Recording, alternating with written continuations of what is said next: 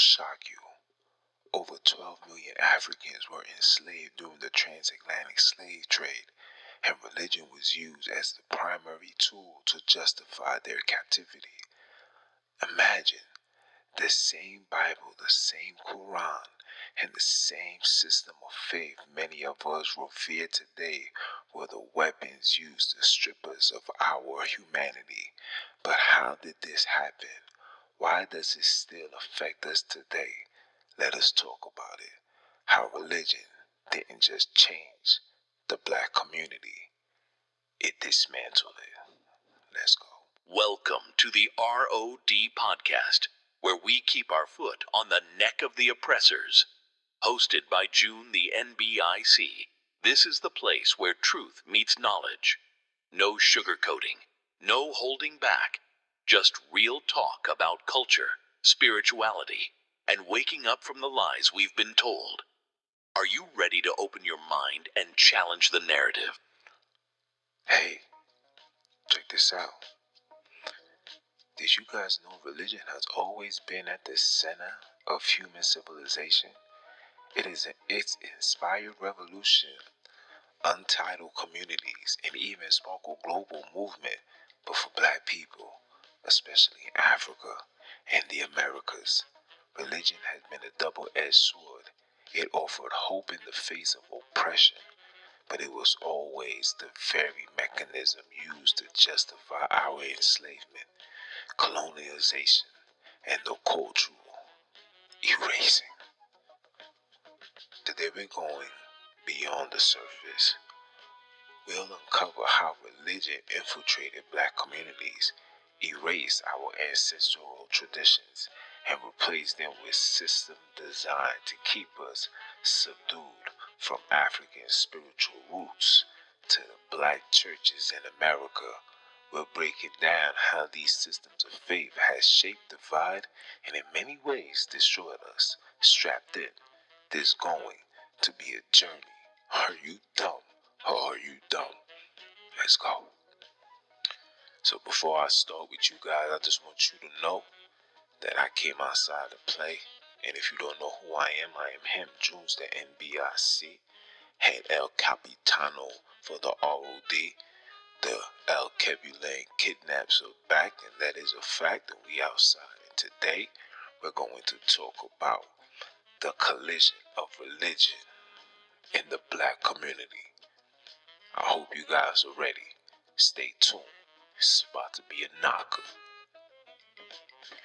You know, the first challenge black communities face is reconciling religious beliefs with our ancestral identities. You hear what I'm saying to you? Before the arrival of Europeans and Arabs, African spirituality was deeply rooted in nature, community, and balance. And that has been taken away. I hope you guys are very aware of that. But colonial religion came with a mission, not to uplift, but to conquer. Christianity and Islam were not introduced to black people as a pathway to salvation. They was forced upon us as tools of control. I hope you guys are listening. I hope you guys are paying attention. For example, during the during the transatlantic slave trade, African captives were stripped of their language, name, and traditions. They were baptized into Christianity, not because the enslavers cared about their souls, but because a Christian slave was seen as more obedient. On the other hand, Arab traders used Islam to justify the trans-Saharan slave trade, claiming that enslaving non-Muslims were permissible under the Sharia law. These religious systems weren't just faith, they were the weapons. The weapons that was used to destroy the children of El Kebulan, the El Kebulan kidnap. I hope you guys are really listening to what's really going on. It's a serious matter outside, guys. And it seems that we're forgetting what's going on. So this broadcast is going to keep you guys awoken and being prepared for. It says, fast forward to today. And the remnants of this control are still visible. Black people in America, Africa, and the Caribbean often cling to these colonial faiths, unaware of their roles in our historical subjugation. But is this devotion helping us or hurting us? That's the question we need to ask. That's a question we need to ask. Before colonialism, African spirituality was rich, diverse, and deeply rooted in community. The Yoruba, for example, worship or say deities that represented force of nature and human traits. The Dogon people had an advanced understanding of astronomy and saw their spiritual beliefs as connection to the cosmos. These systems weren't just righteous, they were the way of life that connected the living, the ancestors, and the land. But the colonial forces saw this system as a threat, and they labeled them pagans and demonic, paving a way for the destruction of the sacred sites and the forced conversion of millions. And it's really billions. These was not just a spiritual violence, it was a cultural genocide. These are what these people was doing to us, guys. These are what was going on. This is how it happened. When the colonials came, they came and they arrived with Christianity and Islam. Two religions that's literally the pioneers of all faiths on the world right now. Look at the condition of the world right now. Look at the condition of us as a whole. Philly alone is the mass majority of them, are Islamic faith believers. And yet they are one of the murderous capitals in the entire United States. We could talk about the stuff that these religions do that's good, but it's good to an extent. And it's good to an expense. What's that expense? The expense of you losing who you are, your identity, what you was made, how you was created, how you was put on this earth. You understand? I tell every colored man, the reason why you guys are lazy is because you was never designed to work for anybody. There's some people that carry that DNA. Some of these people are coming from righteous backgrounds, royalty, kings and queens. And I'm not justifying lazy behavior because you are in prison. This is jail to the black man. People, I don't know what you guys are sipping on, what you guys are blowing on, but this is jail. And if anybody trying to make jail fun, you is a bum. And that ain't gonna get it done. You understand? These are facts, people. This is not my opinion. This is not my feelings. This is not my emotions, and it damn sure ain't no insertion. These are the facts, people. You understand? When these European missionaries arrived in Africa, they came with two goals: to convert and to conquer. They preaching this message of salvation while simultaneously working hand in hand with the colonizers. Missionaries in place like the Congo were often the first to arrive, softening resistance to European dominance. Once the people converted, the colonizers followed, taking land, resources, and ultimately their freedom. Okay? Similarly, Islam spread across Africa wasn't always peaceful. The trans-Saharan slave trade, which predates the European slave trade by centuries, saw millions of Africans captured and sold by Muslim traders, just like Christianity. These acts were justified using religious doctrine. Okay? Come on now.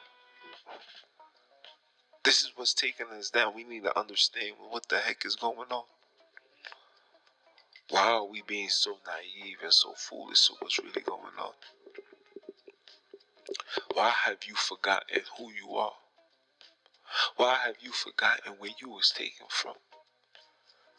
Why are you acting like you're not the black man that stood 10 toes down, real money down, holding it down? But the reason why you holding it down, because you are in survival. You are in survival mode.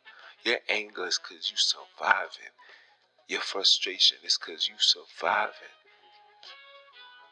And then the surviving in a condition that you was never meant to survive in. You think that we living good? No, we're struggling, we're suffering like everybody else.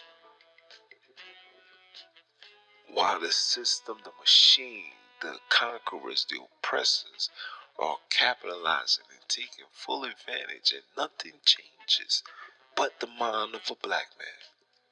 Because the black man want to stand with the Taliban. The ones that been terrorizing our very existence from the minute they came into your land. But, you know, some of y'all didn't want to take that stand. Some of y'all wanted to sit down. Some of y'all was built to sit down. Some of y'all is just weird. But we know what time it is. We know what's going on.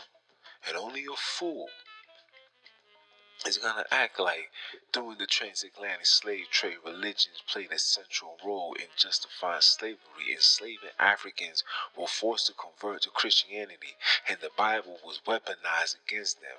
Verses like "servant, obey your master" were preached, while stories of liberation like Moses led the so-called Israelites out of Egypt, where they conveniently ignored. Okay, this wasn't just about control; it was about the erase. By converting Africans to Christianity, enslavers ensured that generations of blacks will forget their ancestral traditions, language, and spiritual system. This created a spiritual dependency on the very system that oppressed us, especially these black churches. In America, these black churches became a double-edged sword. During slavery, it was one of the few places where black people can go find solace and community. It later became the backbone of the civil rights movement, which leaders like Martin Luther King used biblical principles to inspire change. But let's not romanticize the black church entirely. Many churches today focus more on prosperity gospel, telling congregants to pray for wealth instead of addressing systematic issues. Meanwhile, church leaders often discourage questioning, creating a culture of spiritual dependency instead of empowerment. The church, once a refuge, has in many ways become a business, exploiting the very people it claimed to serve. And this is the facts. I remember being in the city, working in 34th Street, and there was this guy. There was a couple of guys actually, and these brothers used to just always be by the Madison Square Garden. And if you guys know where Madison Square Garden, then you know on, like, I think it's 33rd. Yes, 33rd. There's a church, and they used to prevent those brothers from laying in front of the church when the church was supposed to open the doors and allow these people to get food, shelter, shower, the whole shebang. But the church was nowhere to be found. They was forbidden. Security, police used to tell them, you can't stand here. Yeah, I remember. They couldn't, listen, the church didn't give out food unless it was a holiday. If it wasn't Christmas or Thanksgiving, similar to what you guys are seeing now. But let March, let April, let May, let those times come around. These people are treated like animals, especially when it gets hot and people are sweaty and they can't take a shower. Oh, this is what it is, people. In modern Africa, the influence of colonial religion is still strong. Mega churches led by pastors promising miracles and wealth are thriving, while traditional African spiritual practices are still demonized. These churches often align with Western interests, perpetuating neo-colonialism under the guise of faith. The result, economic exploitation masked as tidings and offerings. Come on, guys. Listen, at some point you gotta realize that you guys are investing your money and your time to a bunch of people that can give a damn about you. Come on, guys. It has to come to a time where we just say, you know what? Yeah, this is just not gonna work. You telling me that if I just put the trust in you and you gonna lead me, protect me, guide me, get me closer to God, the Creator, whatever the name that you guys are running to, whatever the name you guys are running to, I just want you guys to understand that all that is a dub. That these people are not here to help and do absolutely nothing. All it is to demonize those that's trying to connect to their spiritual side. I just saw a video the other day. No, this afternoon. I'm tweaking. And in this video, you see a brother, the big bro Joshua, and he's arguing with a African Christian pastor, and I'm just watching grown men argue literature and writings of information given unto us by the enemy. And this is not no shade. It's just, this is what this system has done to the minds of black people. Where black people says, you know what, I'm going to argue this and prove that this is real, or I'm going to prove that this is not. And it's like, fam, yo, for real, all of that's not getting nothing done, fam. Because as long as that is a conversation, it's just a thought of conversation, that means we're still not in the phase of rearranging the things that was literally erased from us, removed from us.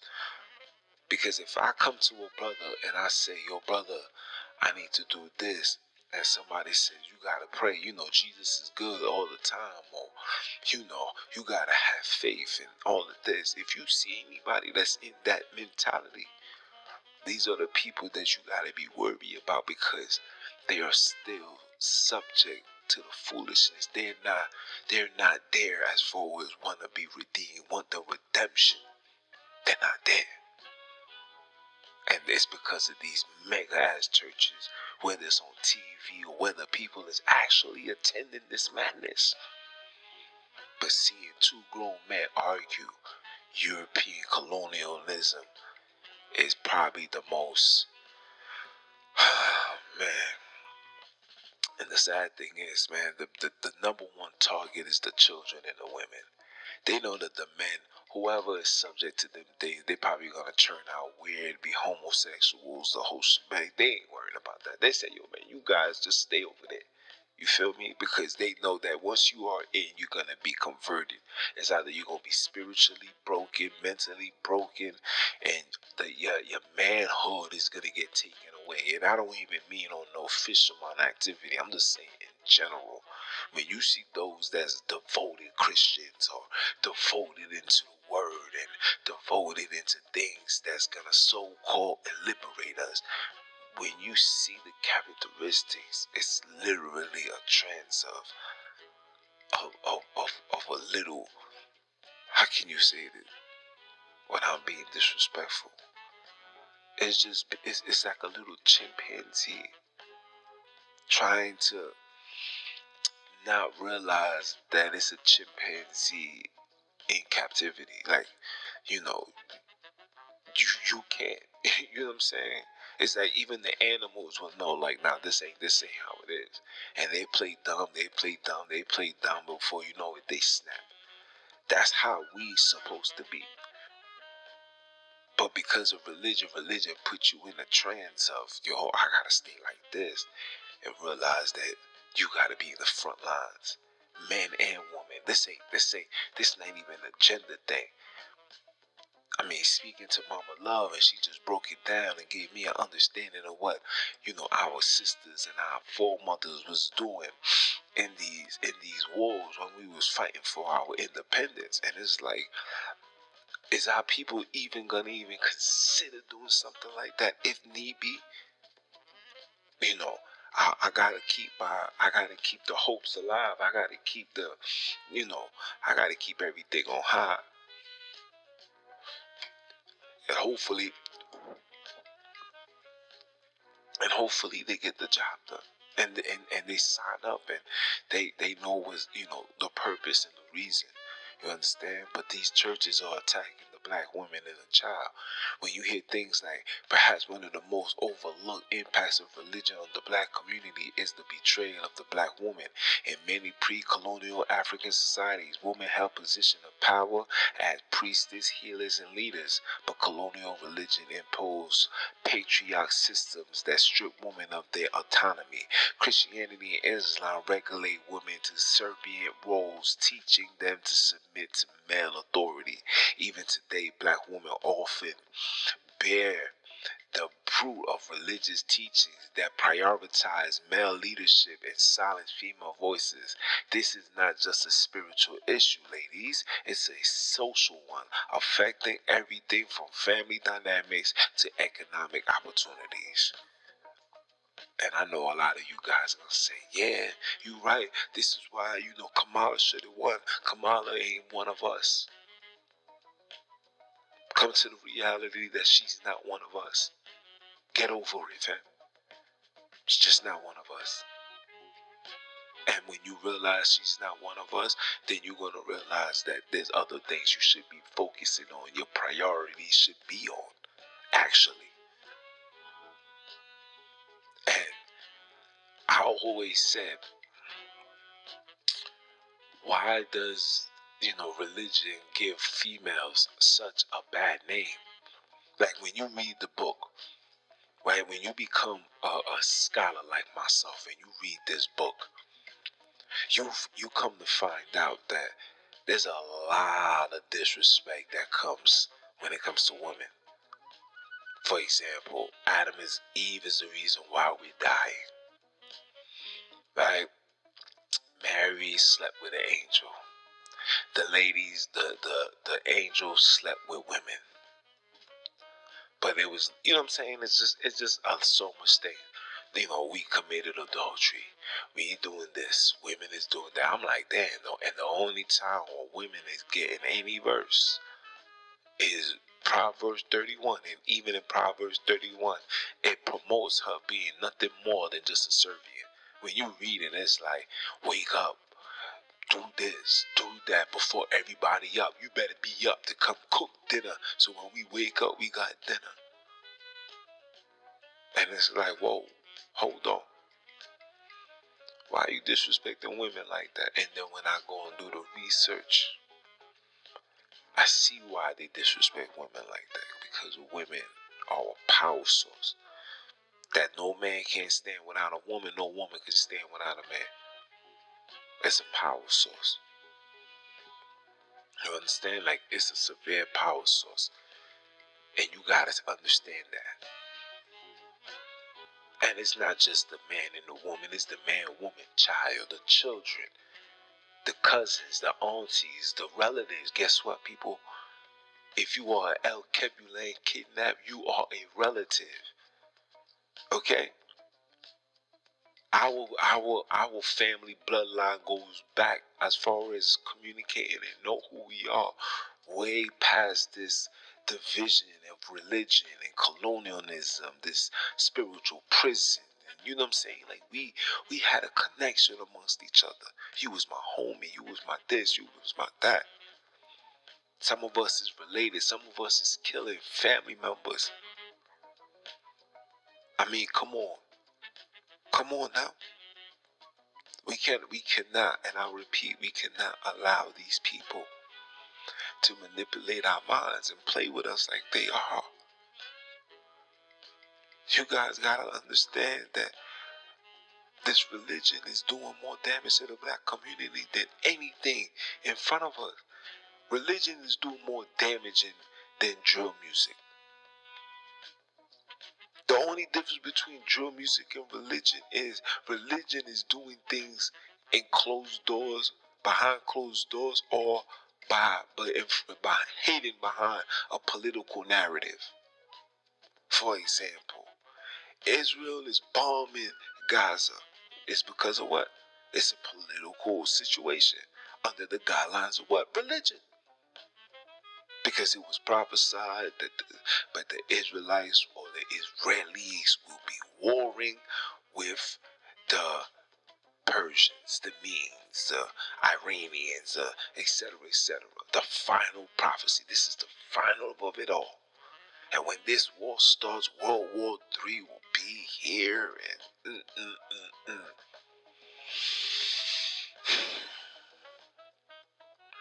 I mean, if that's what you want to believe, then so be it.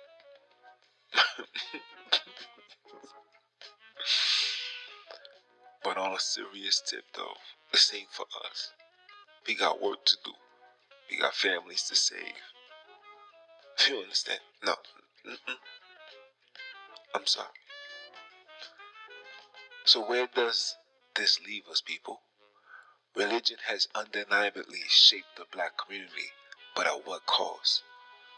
From the change of African traditions to the exploitation of black congregations, the impact has been both profound and devastating. While faith has provided hope and unity, so they say, it has also been a tool of control, division, and oppression. I hope this was a good one for you people. I hope you guys understand what's going on. And this is just the first of many. This is the first of many. We will be back. And we will continue keeping our foots on all these religion necks. And for my people, if it's your first time, I hope it's not your last time. If it's your second, third, fourth, fifth, sixth, seventh, eighth, 10th time, that means I'm still on your mind. That means we're still on that grind, because it's still about that time. Time for what? Time for you guys to go get yours. Because I am on that journey to go get mine. It's your brother, man. You understand? And I'ma holler. One. Are you tuned in to the ROD podcast? Don't just listen, join the movement. Here at ROD Podcast, we're diving deep into the facts they don't want you to know, from exposing historical lies to empowering our community. This is more than just a show. It's a rise that won't be televised. We're tackling the issues that matter most to black and brown communities: religion, politics, culture, and the systems that keep us oppressed. Whether you're looking for inspiration, facts, or just someone to keep their foot on the necks of the oppressors, you've found your home right here. So what are you waiting for? Hit that subscribe button, follow us on all platforms, and join the conversation. Together, we're waking up minds and changing the game. This is the ROD Podcast, the facts over beliefs.